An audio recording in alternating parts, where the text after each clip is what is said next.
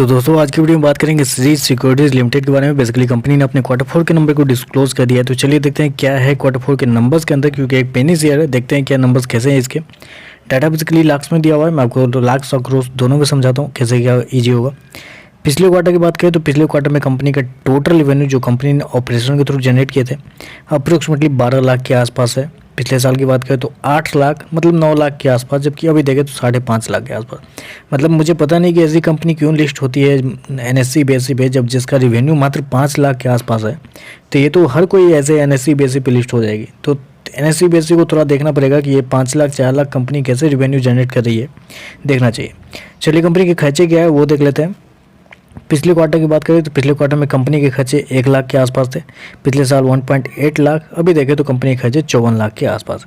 तो जितना कंपनी ने रेवेन्यू नहीं जनरेट किया है उससे ज़्यादा कंपनी ने खर्चे कर दिए। 5 लाख का रेवेन्यू जनरेट करती है, मतलब 5 लाख का बिजनेस कर रही है कंपनी, और 54 लाख का खर्चे करिए। मतलब ये मेरे हिसाब से देखिए थोड़ा आपको ख़राब लगेगा जिनके पास शेयर है, लेकिन एक चीज़ आप याद रखिए, 5 लाख का रेवेन्यू जनरेट करिए, मतलब हर क्वार्टर अगर देखा जाए तो अप्रोक्सीमेटली आप बोल सकते हैं कि 1.5 लाख के आसपास का बिजनेस करिए। 1.5 लाख आप समझिए, एक कोई भी कंपनी 1.5 लाख का बिजनेस कर रही है महीने का, आपको क्या लगता है वो कैसी कंपनी होनी चाहिए?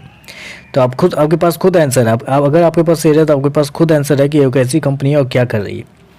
चलिए कंपनी का लॉस देख लेते हैं क्या है। पिछले क्वार्टर की बात करें 11 लाख का प्रॉफिट था। पिछले साल 7 लाख का प्रॉफिट था, जबकि अभी देखें तो कंपनी का लॉस 48 लाख के आसपास है। तो कंपनी तो लॉस में चली गई, ये तो क्लियर है। जो कंपनी 5 लाख का रेवेन्यू जनरेट कर रही है उसके पास 48 लाख का लॉस हो तो उसको अपने लॉस को ही रिकवर करने में 1 साल लग जाएगा। आप समझो, अपने लॉस को रिकवर करने में 1 साल लग जाएगा। समझ के बाहर ये नंबर। चलिए EPS क्या है। EPS तो देखा जाए तो मतलब 0.0115 के आसपास है। तो ये EPS देखना भी यहाँ पे थोड़ा गुनाह ही होगा, क्योंकि ये पैसे में भी नहीं है, पैसे के पीछे डिजिट में।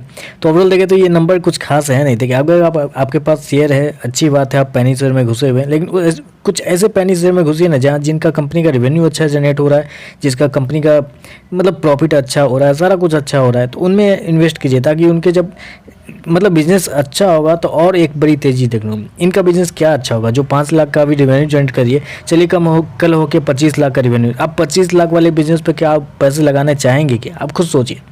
तो मेरे हिसाब से ऐसे सोच से थोड़ा दूर रहिए, वो ज़्यादा बेहतर है। बाकी पैसे आपके हैं, आपका डिसीजन है, आपको जो अच्छा लगे आप कीजिए। तो बस आज के लिए बस इतना ही। वीडियो पसंद आए तो लाइक कीजिएगा, साथ में चैनल को सब्सक्राइब जरूर कीजिएगा। धन्यवाद।